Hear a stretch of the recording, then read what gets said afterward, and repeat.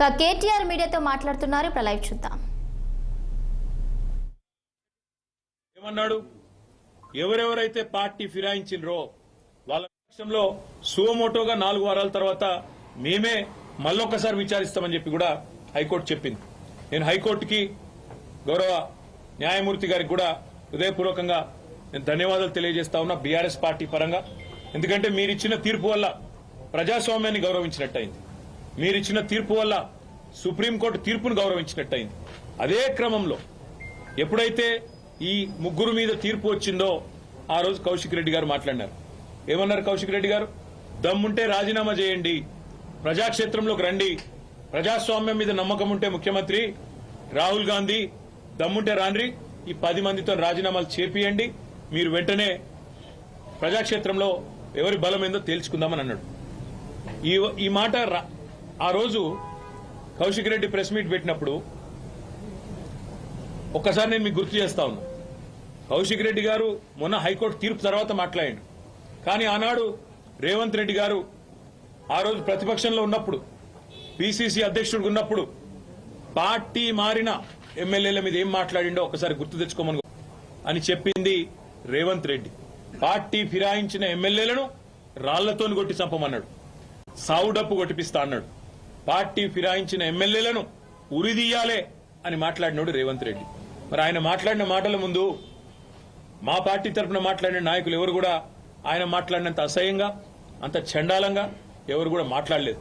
సరే, పార్టీ మారినరా లేదా అనే చర్చ ఒకవైపు జరుగుతూనే ఉంటే, ఇంకోవైపు చాలా దారుణంగా స్పీకర్ కార్యాలయం నుంచి ఏ రోజైతే హైకోర్టు తీర్పు వచ్చిందో పార్టీ ఫిరాయింపుల మీద, అదే రోజు సభా సాంప్రదాయాలన్నింటినీ తుంగలో దొక్కుతూ పార్టీ మారినా అని బాహాటంగా ప్రకటించిన శేర్లింగంపల్లి ఎమ్మెల్యే ఆరికపూడి గాంధీని పిఏసీ చైర్మన్ గా నియమిస్తూ మరి ఒక తీర్పు కాదు, ఒక ఆర్డరు స్పీకర్ కార్యాలయం నుంచి, అసెంబ్లీ సెక్రటరియట్ నుంచి వచ్చింది. దాని తర్వాత సహజంగానే హైకోర్టును బేఖాతరు చేస్తూ, సుప్రీంకోర్టు తీర్పును బేఖాతరు చేస్తూ, రాజ్యాంగ విలువలకు, అసెంబ్లీ సాంప్రదాయాలకు, పార్లమెంటరీ పద్ధతులకు అన్నిటికీ తిలోదకాలిస్తూ ఇదేం పద్ధతి, అసలు ఆయన ఏ పార్టీలో ఉన్నాడు అని మా వాళ్ళు అడిగినారు. అయితే ఎంత విచిత్రమైన పరిస్థితి అంటే ఈరోజు రాష్ట్రంలో, మొన్ననేమో నేను మారిన పార్టీ కాంగ్రెస్ పార్టీ విధానాలు నచ్చి మారినా అని చెప్పిన ఎమ్మెల్యే నిన్న మొన్నటి నుంచి నేను బీఆర్ఎస్ పార్టీలోనే ఉన్నా, నేను ఎక్కడికి పోలే, 10 మంది ఇక మాకు తప్పది పదవి గండం పోయితుంది మా పదవి అని చెప్పి కొత్త రాగం ఎత్తుకున్నారు. దాన్ని మా సోదరుడు ప్రశ్నిస్తే ఆయన ఇంటి మీదకి పోలీస్ ఎస్కార్ట్ పెట్టి డీసీపీలు, అడిషనల్ డీసీపీలు, ఏసీపీలు, సిఐలు ఒక గేటెడ్ కమ్యూనిటీ లోపలికి ఒక 50-100 మంది గూండాగాలు చొచ్చుకొని వచ్చి ఇవాళ ఒక ఎమ్మెల్యే ఇంటి మీద దాడి చేసే పరిస్థితి ఇప్పుడే మేము చూసినాం. ఎమ్మెల్యే గారి ఇంటి మీద దాడి చేయడమే కాదు, వారి ఇంట్లో ఉండే పెద్దలు, వారి తల్లిదండ్రులు వచ్చినప్పుడు కానీ లేదా వారి మామగారు వచ్చినప్పుడు కానీ ఉండే ఆ రూమ్ మీద మొత్తం అద్దాలు బలగొట్టిండ్రు.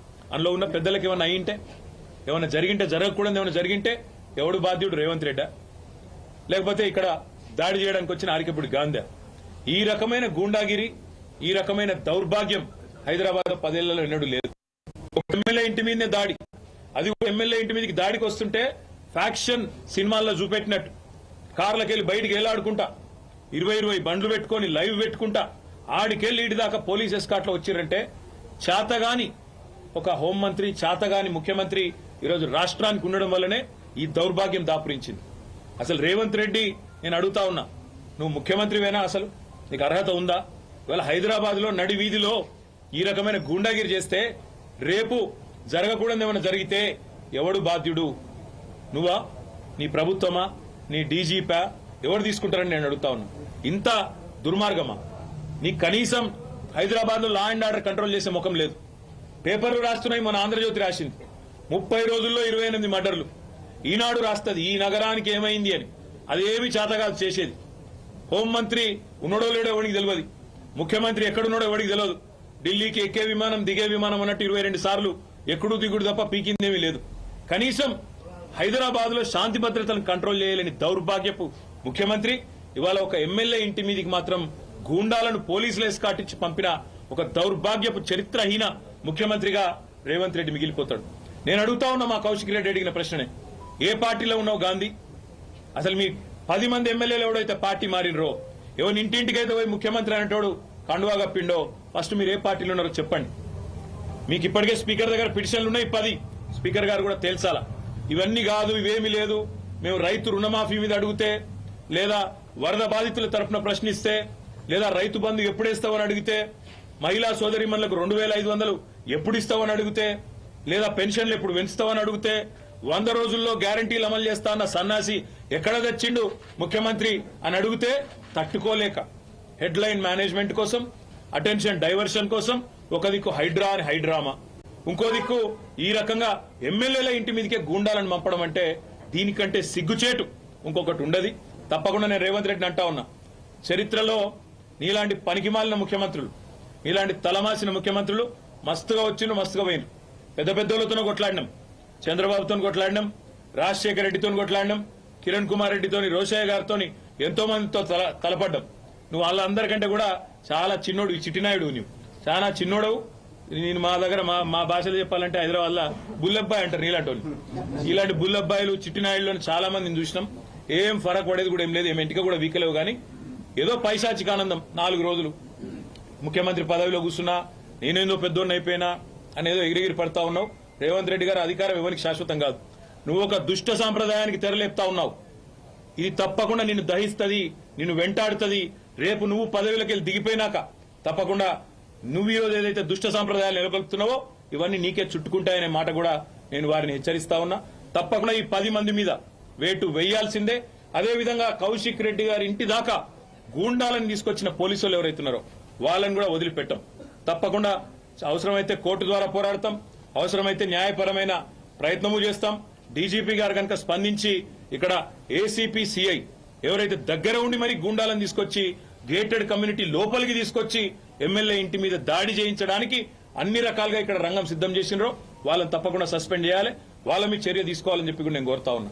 ఒకటి మాత్రం పక్కా, నువ్వెన్ని డైవర్షన్ గేమ్లు ఆడినా, నువ్వెన్ని రకాల హెడ్లైన్ మేనేజ్మెంట్లు చేసినా, నువ్వెన్ని రకాల ప్రయత్నాలు చేసినా నిన్ను మాత్రం బీఆర్ఎస్ పార్టీ వదిలిపెట్టది. 6 గ్యారంటీలు ఏమైనా అని అడుగుతూనే ఉంటాం.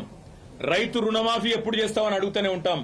తప్పకుండా రాష్ట్రంలోని పీడిత ప్రజలు, రాష్ట్రంలోని పేద ప్రజల తరఫున మా ఎమ్మెల్యేల ఇండ్ల మీద దాడి చేసినా మా ఎమ్మెల్యేలు కూడా మేము భయపడం. తప్పకుండా నేను నిలదీస్తూనే ఉంటామని చెప్పి కూడా చెబుతూ ఇవాళ మా తమ్ముడికి సంఘీభావం చెప్పడానికి ఇక్కడ దాకా వచ్చినాం అందరం కూడా. తప్పకుండా భవిష్యత్తులో కూడా ఏ ఒక్క నాయకుడు, ఏ ఒక్క కార్యకర్త మీద ఎక్కడ ఇలాంటి సంఘటన జరిగినా అందరం కూడా అందుబాటులో ఉంటాం, అందరం కూడా తప్పకుండా తరలి వస్తామని చెప్పి కూడా తెలియజేస్తూ, మొన్న ఇక్కడికి వచ్చిన హరీష్ రావు గారిని, మా గౌరవ సీనియర్ శాసనసభ్యులందరినీ కూడా తలకొండపల్లికి తీసుకుపోయి, ఇంకెక్కడెక్కడికో తీసుకుపోయి అష్టదిగ్బంధం చేసి ఎక్కడెక్కడికో తీసుకుపోదాం అనుకుంటే ఎక్కడికక్కడ ప్రజలు స్వచ్ఛందంగా వేలాదిగా ముఖ్యమంత్రి సొంత జిల్లాలోనే ప్రభుత్వానికి చుక్కలు చూపెట్టినారు.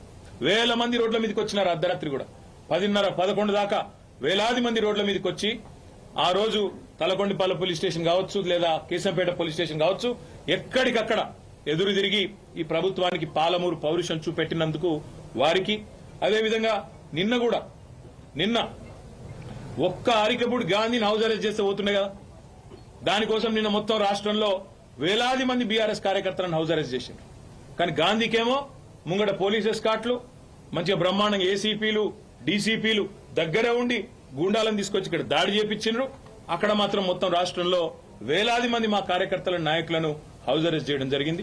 ఇది ఏ రకంగా మంచిదో రాష్ట్ర ప్రజలు కూడా ఆలోచించాలని చెప్పి కోరుతూ, ఈ హింసాయుతమైన పద్ధతులు 10 ఏళ్లలో తెలంగాణలో ఎన్నడూ చూడలే. ఎన్నడూ తెలంగాణలో ప్రాంతీయం, మన రాష్ట్రం ఏర్పడిన తర్వాత ప్రాంతీయ భాష పేరు మీద గానీ, ప్రాంతీయ తత్వం పేరు మీద గానీ, ఆంధ్ర తెలంగాణ పంచాయతీలు గానీ ఎక్కడ జరగలేదు. 10 ఏళ్ల మా ఆచరణనే దానికి సాక్ష్యం. మేం చెప్పినాం, తెలంగాణ వచ్చిన తర్వాత ఈ పంచాయతీలకు మనకు టైం ఉండదు, అభివృద్ధి సంక్షేమం దాని మీదే ఉంటామని చెప్పినాం, అట్లే నడిపినాం. కానీ ఇలా హైదరాబాద్ లో ఈ పనికిమాలిన ముఖ్యమంత్రి నాయకత్వంలో కొత్తగా ప్రాంతీయ తత్వాన్ని కూడా రెచ్చగొట్టే విధంగా చిల్లరమల్లర ప్రయత్నాలు చేస్తా ఉన్నారు. ఇవేవి చెల్లవు రేవంత్ రెడ్డి. నువ్వెన్ని రకాల డైవర్షన్ గేమ్లు ఆడినా నిన్ను వదిలిపెట్టాం. 6 గ్యారంటీల అమలు మీద పట్టు పడతాం. ప్రధాన ప్రతిపక్షంగా నీ పార్టీ సంగతి కూడా తప్పకుండా ప్రజాక్షేత్రంలోనే చెప్తామని చెప్పి నేను తెలియజేస్తాను. Thank you. కేటీఆర్ గారు సమాధానం చెప్పండి. ప్రభుత్వం చేసిన వ్యాఖ్యలు అది పార్టీ విధానమా ఏమిటి? ఆంధ్రాకు సంబంధించిన ఆద్యతతో మీరు రెచ్చగొట్టారు. మళ్ళీ అదే చెప్తా ఉన్నా, డిస్టర్బ్ చేస్తున్నారు. నేను మళ్ళీ అదే చెప్తా ఉన్నా. రేవంత్ రెడ్డి అనే ఒక పనికిమాలిన నాయకుడు, పనికిమాలిన ముఖ్యమంత్రి 10 ఏళ్లు తెలంగాణ ఎంత ప్రశాంతంగా, హైదరాబాద్ ఎంత ప్రశాంతంగా ఉందో మీ కళ్ళతో మీరే చూసినారు. అందుకే హైదరాబాద్ ప్రజలు మాకు కడుపు నిండా ఆశీర్వదించి ఒక్క సీటు కూడా కాంగ్రెస్ పార్టీకి ఇవ్వకుండా అఖండమైన తీర్పునిచ్చినారు. ఇవాళ రేవంత్ రెడ్డి బాధ అంతా ఏంటంటే ఈ హైడ్రా పేరు మీద కూలగొట్టుడు, హైదరాబాద్ లో లేని పంచాయతీలు తెగ్గొట్టు ఎగేసుడు. ఎందుకంటే ఒక్కటే కారణం, హైదరాబాద్ ప్రజల మీద రేవంత్ రెడ్డి పగబట్టిండు. నాకు ఒక్క ఓటేయలే, ఒక్క సీటు ఇయ్యలే, నన్ను పనికిమాలిన వాడని చెప్పి హైదరాబాద్ ప్రజలు భావించిండ్రు అని చెప్పి పగబట్టి ఇవాళ లేని పంచాయతీలు పెట్టి ఒక చిల్లర మల్లర ప్రయత్నం చేస్తా ఉన్నాడు. ఒకటి మాత్రం పక్క, మేము ముందు చెప్పినాం, ఇప్పుడు కూడా చెప్తా ఉన్నాం, తప్పకుండా హైదరాబాద్ లో ఉన్న ప్రజలందరూ మావారే. కేసీఆర్ గారు ఈనాడు కాదు, తెలంగాణ రాకముందు చెప్పిండ్రు, తెలంగాణ వచ్చినాక చెప్పినారు. ఇక్కడ ఏ ప్రాంతీయ తత్వం గాని, ప్రాంతీయ ద్వేషం గాని, టీఆర్ఎస్ 10 ఏళ్ల అధికారంలో ఉంటే ఎన్నడూ ఒక చిన్న సంఘటన, ఒక చిన్న ఎఫ్ఐఆర్ గాని, ఒక చిన్న దాడి గాని, ఒక చిన్న ఘటన కూడా జరగలేదు ప్రాంతీయ తత్వం మీద. ఇప్పుడు కూడా ఉండదు, ఉండబోదు. తప్పకుండా మరి గాంధీ చేసిన వ్యాఖ్యలు కూడా ఒకసారి పరిశీలించాలని నేను కోరుతా ఉన్నా. కౌశిక్ రెడ్డి మీద నోటికొచ్చినట్టు బూతులు మాట్లాడడం, నోటికొచ్చినట్టు కౌశిక్ రెడ్డి గారి కుటుంబాన్ని తిట్టడం, బజారు భాష మాట్లాడడం, ఇదేనా రేవంత్ రెడ్డి నేర్పుతున్న సంస్కృతి అని చెప్పి కూడా నేను అడుగుతా ఉన్నా. తప్పకుండా మా పార్టీ పరంగా మాత్రం 100% ఈ ప్రభుత్వాన్ని మాత్రం వదిలిపెట్టాం. ప్రజలకిచ్చిన హామీలు తప్పకుండా నెరవేర్చేదాకా ఎంబడబడతాం అనే మాట మళ్ళీ ఒకసారి చెప్తాం. గాంధీ స్టిల్ బీఆర్ఎస్ లోనే ఉన్నా అంటున్నాడు. నేను కావాలా, కౌశిక్ రెడ్డి కావాలో తెలుసుకోమంటున్నాను. దీన్ని కామెడీ అంటారు. ఎందుకంటే మీరు అడగడంలోనే కామెడీ. నేను చూసిన ఆయన, నేను ఏదో సమావేశం పెడతా, మన్ను పెడతా అంటే విలేకరులే అడుగుతారు, ఏ పార్టీ సమావేశం పెడతావు సార్. ఇప్పుడు కొంతమంది ఎట్లయిపోయారంటే రాజకీయాల్లో కమిడియన్స్ కంటే ఎక్కువ హాస్యాన్ని పండిస్తా ఉన్నారు.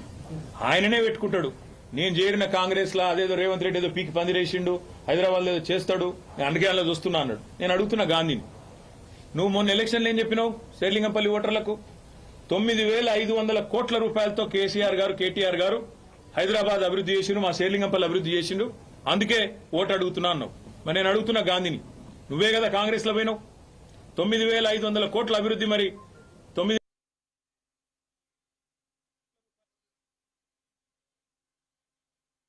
శేర్లింగంపల్లి అభివృద్ధి చేసిండు, అందుకే ఓటు అడుగుతున్నా అన్నావు. మరి నేను అడుగుతున్నా గాంధీని, నువ్వే కదా కాంగ్రెస్ లో పోయినావు, 9,500 కోట్ల అభివృద్ధి, మరి 9